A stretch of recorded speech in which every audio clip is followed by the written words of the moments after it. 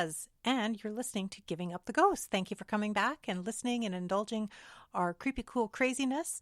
This is part 2 of our interview with SPA, Southeastern Paranormal Association. So stay tuned for some more really cool stories of their experiences with dealing with and interacting with spirits from the other side.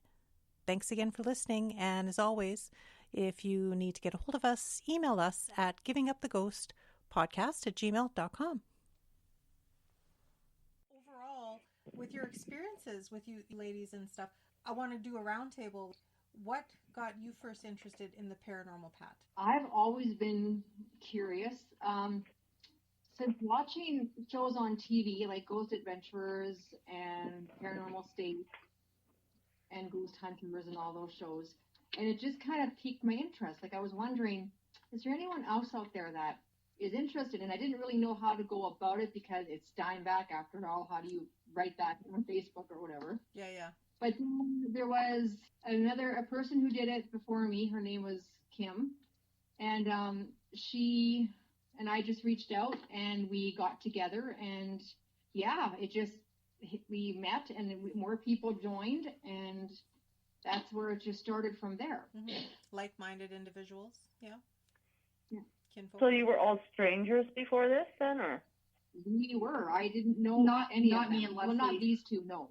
But with me, I didn't know anybody. Yeah.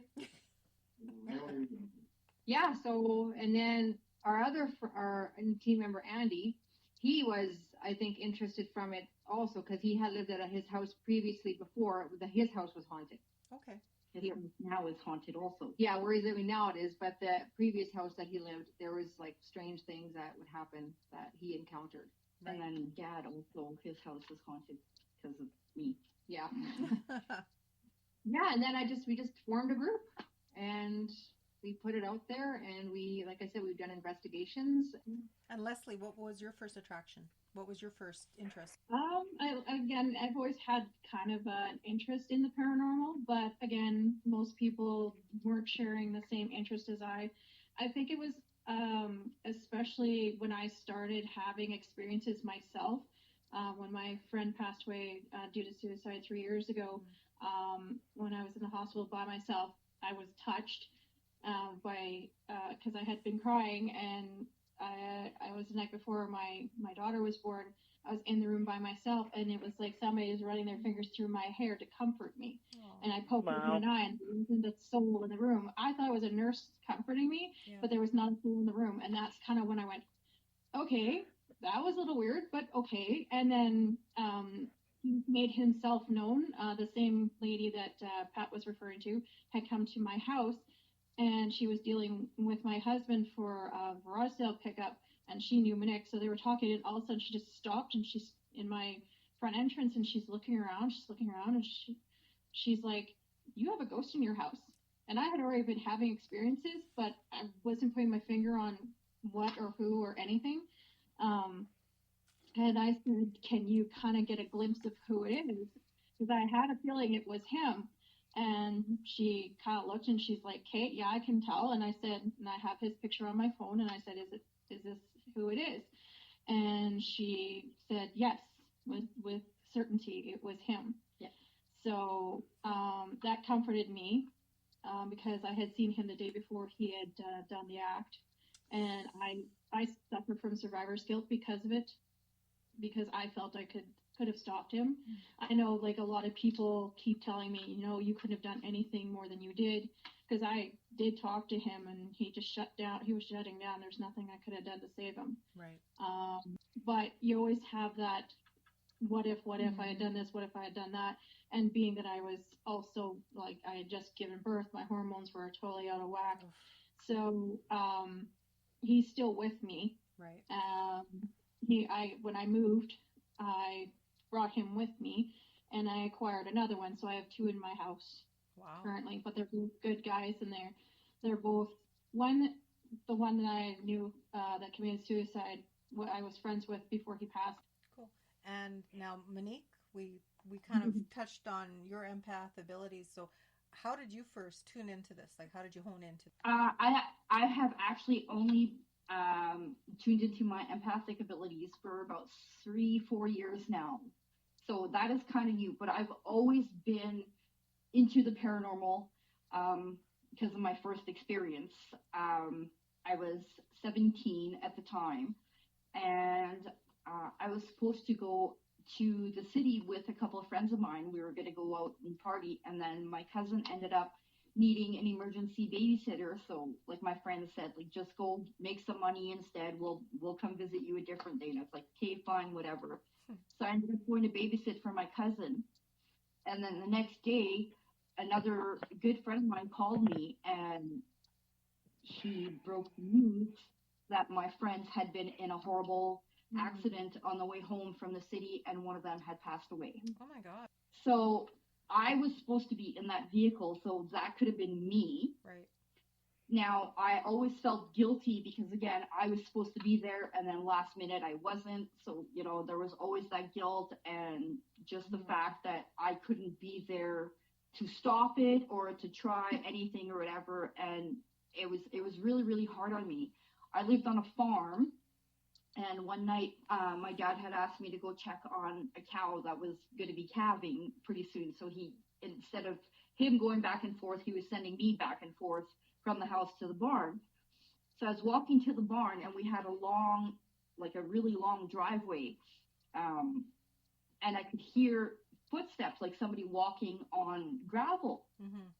And then I stopped, and I would listen, and I could hear the footsteps, and I was looking around, and I couldn't see anybody. So I walked a little bit more, and then I could still hear it. It was getting closer and closer. So I stopped again, and I kept looking around, and there was nothing. And I could still hear the footsteps. And then all of a sudden, he was right in front of me. And I screamed. And he basically just said, like, please don't feel guilty. It was not your time. You were not supposed to be there. You were exactly where you were supposed to be. It was my time to go. And I'm at peace. I'm okay. And actually, my second daughter is born on the day that he died. Well, that's pretty good validation that he was able to come through and at least give you that peace of mind, right? You know? Yeah. Well, I mean, when you're 17 too, like, you know, you think you know everything and whatnot, and then all of a sudden you have this dead person standing right in front of you. Yeah. Kind of makes you reevaluate things. And yeah, exactly. You know, but yes, that was my very first experience. And of course, I didn't mention it to anybody. Right. Nobody at all, no. No. Yeah, until recently, I did not mention it to anybody because, you know, you're 17, you're a little kid. Like, what do you know? You're just making this up, all of, you know, stuff like that. Yeah, I know, yeah. Now that I'm, like, when I started researching everything and, like, getting more into the paranormal, I was like, yeah, I really, really want to get into this. I really want to start doing more things. So I was doing a lot of stuff on my own, like reading material and stuff like that. And then recently, like I said, about three years ago or so, I started tuning in more to my empathic skills. I guess I've always been one, but always blocked it out. Right. Until I finally let myself. Yeah. Sometimes when you're vulnerable and you just really open. Yeah. No, there's too much I can't comprehend. I can't process. I thought I was going insane one time that happened to me. So I just kind of, I keep it at bay. But I know what you're saying. Yeah. Yeah. Like you're flooded with thoughts and voices, and you're just like, what does this mean? Exhausting. Why? It's exhausting. It's exhausting. Right? Right. Yeah. Absolutely. Yeah. It is extremely, extremely exhausting. Yeah. Yeah. And it's weird when everything's exhausting. Noises, people, too many people. Oh, just coming through. I can't be around big crowds. If I'm with a lot of people, my energy gets drained so fast, and I just get overwhelmed with everything, and I start like stressing out and whatnot, and then I have to leave. Right. Like I have to step outside in order to re-energize. Yeah. Because everybody's energy, like I could be in a room with 10 people, but I'll be feeling like 20, 30 people because their burdens kind of come to me also, which drains me even more. Right. Or if you tap into one particular person. Yeah. I've noticed that I can tap into a couple of people, especially. I can feel what they're feeling and kind of get a gist of what they're thinking. Yeah. And then, for example, one friend, he never told me that he was looking for a particular item, and I gave it to him without having him tell me anything. And ta-da! I've had a friend of mine who, you know, kept saying that they were okay, they were fine, there was nothing wrong and whatever. And I had went to go visit them one day, and as soon as I walked in, like a wave of energy just came at me and just like flooded me. And I looked at my friend and I said, "You are full of baloney. You are not fine. Now you're going to start talking." Mm-hmm. So, you know, after a little bit of coaxing, my friend finally did open up and told me everything that was going on. And Good. I was like, yeah, don't lie to me again, because I can tell. Yeah, that's good. Sorry, I'm not very talkative. I'm kind No, of spazzing out here a little bit with my mouth. Sorry. I'm just... I like to try and be fair and equal and enough. I just want to make sure I give her the forum, and even though your mouth Yeah, is... no, it's very... No, I can imagine. I'm just thinking the group of you together when you're all having one of those days, it must be kind of either really enlightening or really crappy. You know what I mean? Like when a bunch of people all feel like... Yeah. It's like when you talk about being in a room with a bunch of people and you get overwhelmed. Mm-hmm. I can imagine some days it must be overwhelming if you're all together in a situation. And It doesn't even have to be us all together. There's times where I swear up and down, there's something going on at my work. I've been getting touched there, and I've been noticing things. I keep begging my boss to let me investigate there, but I haven't gotten through it yet. But there is something going on in there, because I've had what feels like somebody running their hand across my head. Oof. Like almost like the running fingers thing again. Yeah. And it's like, okay, like I'm busy right now. Touching me is not a great idea. Yeah, no, back away. Boundaries. Right? Yeah. There was one time my boss and I were by the coolers, and our dishwasher door just went flying open, just bang, bang.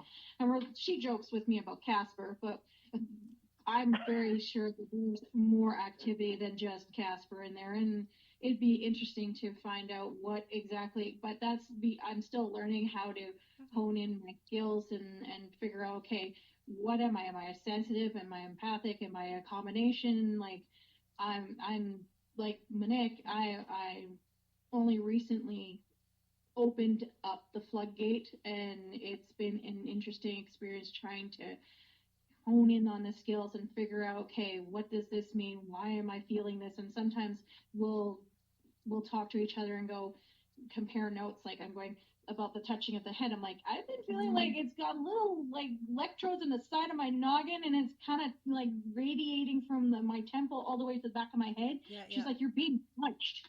I'm like, it felt like touching, but it wasn't like the touching I had in the hospital. She's like, well, they're doing it. And I'm like, well, tell them to leave me the hell alone while I'm working. She had another experience. The time your hair got pulled. Oh, that was Kyle though. We were coming back from Jeff Dunham, and I was like way behind her, and she was climbing up the stairs to get into her house already. And then all of a sudden she stops and she's like, "Oh, did I still have confetti in my hair?" I said, "What do you mean?" She said, "Well, you just pulled my hair." I said, "Turn around. I'm nowhere near you. Like, there's no way." It felt like someone had taken the ends of my hair and tugged it. Yeah. And literally, I was going up the stairs to go into my house. Oh, freaky. Yeah, and he was like, "Oh, I still had confetti in my hair." And I was like, "What are you talking about?" Yeah, and it was literally like almost somebody, like when you're a kid and somebody goes and pulls your hair in the ponytail. That's what it felt like. And I thought that's what I thought, because they had rain confetti on us right at the tail end of the show. Yeah. So I thought I had still some in my hair, and I thought she was pulling it out, and she was like a good 5 feet behind me. So literally, we were like, "Holy crap!" Book it in the house. Touched me. Yeah. Well, we will be here sometimes just sitting here watching TV, and all of a sudden the TV will go off. Oh. You haven't turned it off. I will just say, "Hi, Mom. No, it was you." Yeah. Yep. Yeah. I guess she wants our attention, so she'll turn it off. Or she doesn't approve of what you're watching. Yeah, maybe it's a bad show. Don't watch that show, man. Mm-hmm. There? There's something right there. Oh, she's pointing at the corner of your house. Well, I She sees something there. wouldn't doubt it. I've had quite a few people die recently, so shit happens, right? So I have a lot of stuff in my house from my relatives. Like, I held on to a lot of things. A lot. Okay, all right. I've gotten rid of a lot too. Continual garage sales, but there's like certain things I've held on to for sentimental reasons and just some stuff I like. So, but you have to be selective. You can't keep everything. Yeah, this room, I could see stuff in here, that's for sure. Yeah, it's probably a busy room. I'm going to stop you for a second. Sure. Do you have jewelry from a dead relative? Oh, yeah. Yeah. I'm getting that. Yeah. Like, I mean, I'm actually getting that right now. Sentimental. Yeah. Well, it's funny you say that because here's some of my mom's stuff right there. Wow, there you go. Yeah. I was telling, they're pointing to something again. You had an orb. Oh, did I? Oh, okay. Yeah. I'm good with that. Okay. Most people would be like, what do you mean you have an orb? That's like the first time I'm like, oh. You had another member, Bill. That's who originally got me in touch with you guys. Is he still a member or? Yeah, he is. Yeah. That's Pops? the one that I refer to as Dad. Dad, okay, because he said I also go as is it Dad or Pop? Yeah. I was best friends with his daughter for many years, and his house is haunted because of me and his daughter. Oh no. We we were young. You weren't doing the Ouija, were you? Don't say it. We did. That's exactly what we did, and we got scared and didn't close it. And yeah. I mean, Dad closed it, but it was a little too late. But yeah, We had to salt the doors and tell him to get the hell out. Yeah. And then my husband decided to make those old-fashioned caskets, or casket that was meant to be a bookshelf. And I was feeding my youngest, and I kept getting the EBGBs at night with this thing, and I'm like, "There's something off. I can't even sit in this room to feed her. This is stupid." I literally had to sit in the kitchen with a little light on so that, I can A, see what the heck I'm doing to feed her, and B, it just creeped the ever-living bejeebers out of me. And I'm like, kidding. That's never happened before. And it turned out, like, Manek and I did an investigation on the bookshelf, and there was a vengeful spirit that decided to attach itself to it. And so we consulted Bill about what to do, and we salted the doors and told him to get the hell out. And because he said, "I don't like you. You need to leave." And I'm like, "Screw you, buddy. This is my house. You get out." And so we managed to get it out. And then another one decided to show up. I lived by a cemetery at the time. And so then she was getting pushed like crazy, and I had one sitting on my chest one time, and Leslie actually caught it on one of the apps that we have. So we had to again salt the doors, tell him to get the hell out, and then I told my husband, "You know what? You need to get this thing out of the house. I don't care if she hasn't paid for it yet. You tell her she can take it now and get it out of my house." And you are no longer allowed to build those in the house. No kidding. So she had activity in her house, so it just added to her plethora of fun. She didn't care. More the merrier. But I told him, if you're ever, and it was like one of those old-fashioned wooden caskets, you would have in the Wild West kind of thing. I have it in my mind. I don't know about Cher, but I can picture that in my mind. Yes. And during the day, I was fine. I had not a problem with it. It was like, it's just there. It was just middle of the night when she would get up for her like 2 a.m. feeding, and between 2 and 3. What is it? Witching hour. So that's when I was feeling, normally I would feed her and watch TV just to keep myself awake, let her do her feeding, and then put her back to bed. Well, when this thing there, I couldn't do that. It just, the vibe was just so negative. It was just unreal. And because, again, I was still new to the whole thing, I was like, hey, like, what in the world is going on? This is pissing me off. Like, hey, I want to be able to sit in my own living room, do my own thing without some idiot trying to tell me get out of my house.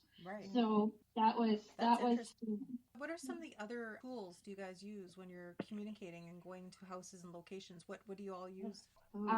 We use a video camera. We have a spirit box. Again, Zoom.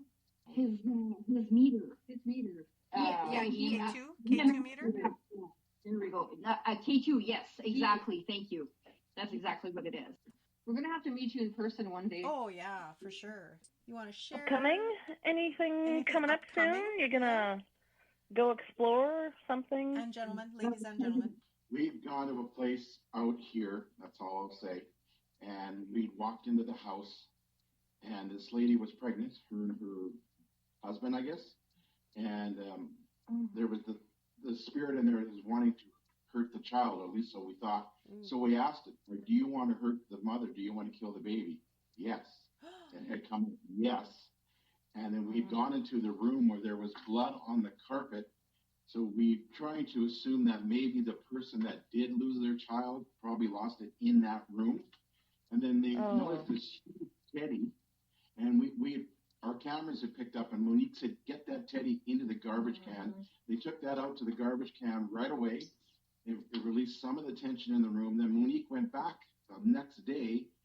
Well, she put salt around the doors, and then she went back the next day and blessed them with holy water. Now, this spirit wanted to kill the lady because she was pregnant, and maybe the lady that lost her baby, she didn't want her to have the same baby. Yeah. So that was, we were able to help save that child. Yeah.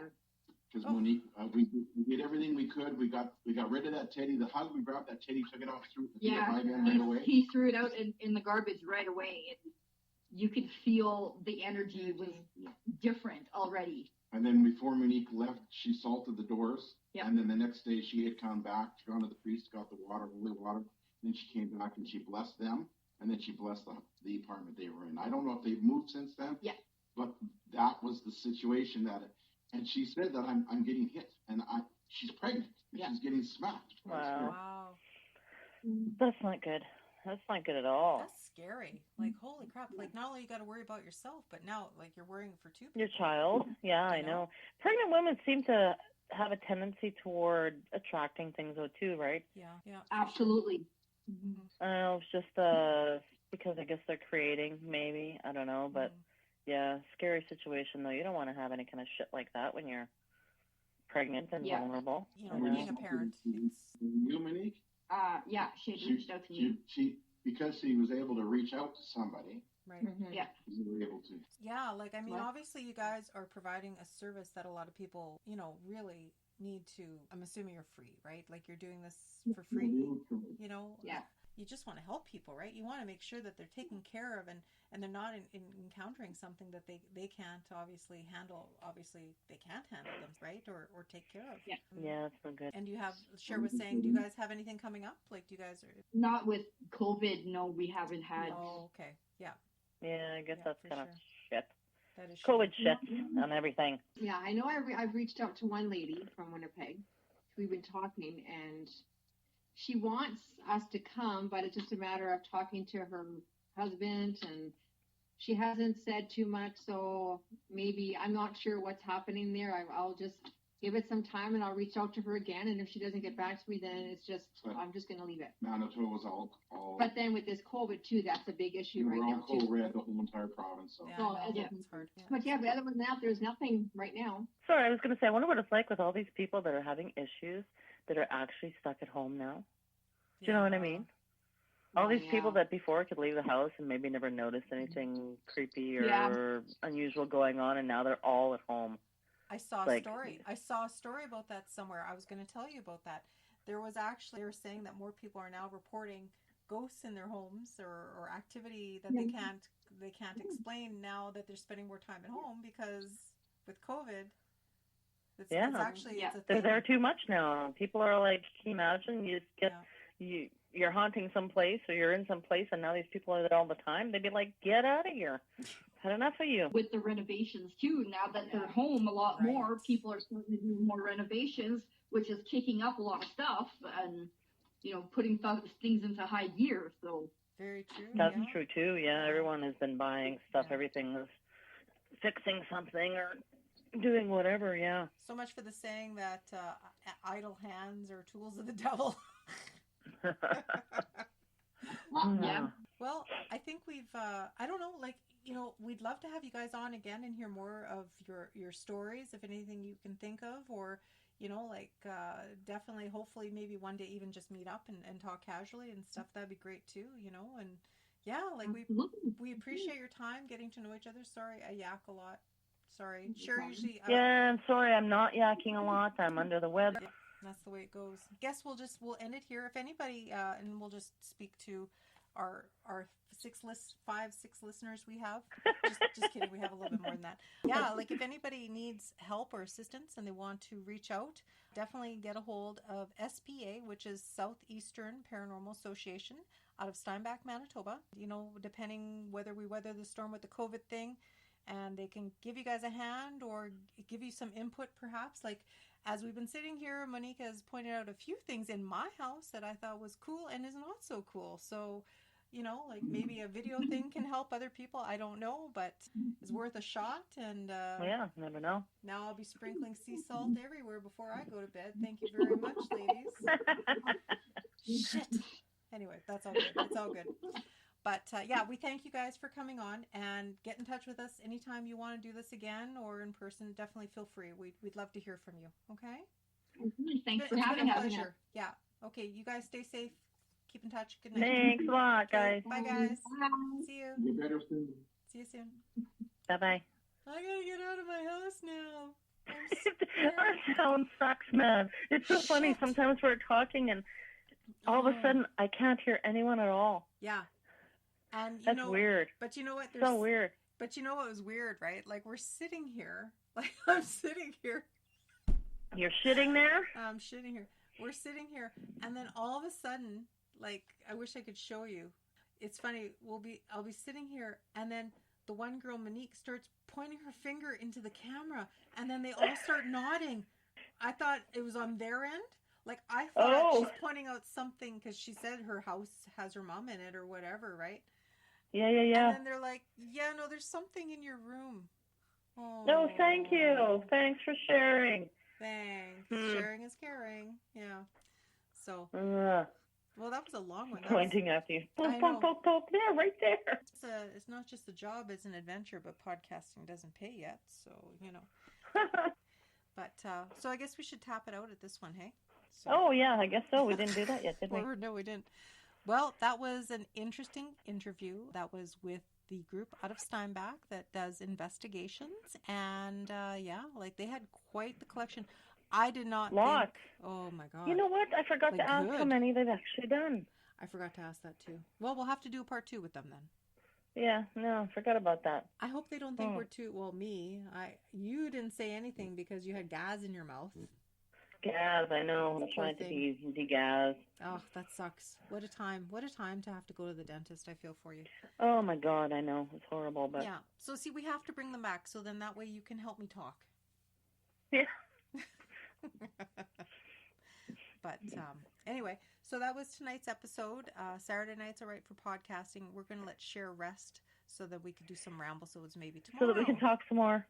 Tomorrow, and we'll make our draws tomorrow as well for those pins. Yeah, no, that'll be good. That'd be awesome. I'll have an easy evening and then see what we can accomplish. So for now, if you need to get a hold of us or like to contact us, please email us at Givinguptheghostpodcast@gmail.com. You still got it. You still got it.